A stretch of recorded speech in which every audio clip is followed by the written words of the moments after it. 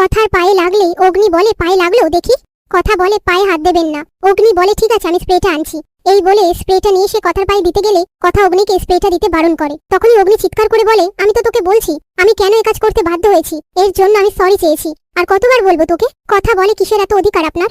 অগ্নি বলে কেন আমরা তো। তখনই কথা বলে স্বামী স্ত্রী হলে আপনি এত বড় সত্যিটা আমার থেকে লুকাতেন না। আমি স্ত্রী হিসেবে আপনাকে ক্ষমা করলেও মা হিসেবে কোনোদিনও ক্ষমা করব না। এই বলে সেখান থেকে চলে যায়। পরের দিন সকালবেলায় গুহ বাড়িতে সবাই মিলে কাবাডি খেলা নিয়ে মেতে ওঠে। আর সেখানে চিকি আর মাফিনের টিমের হয়ে সবাই খেলে। তারপর কাবাডি খেলা শুরু হয়ে যায়। এরপর শশীভূষণ রেড করতে আসলে কথা বলে কর্তা দাদু আপনি আসবেন না।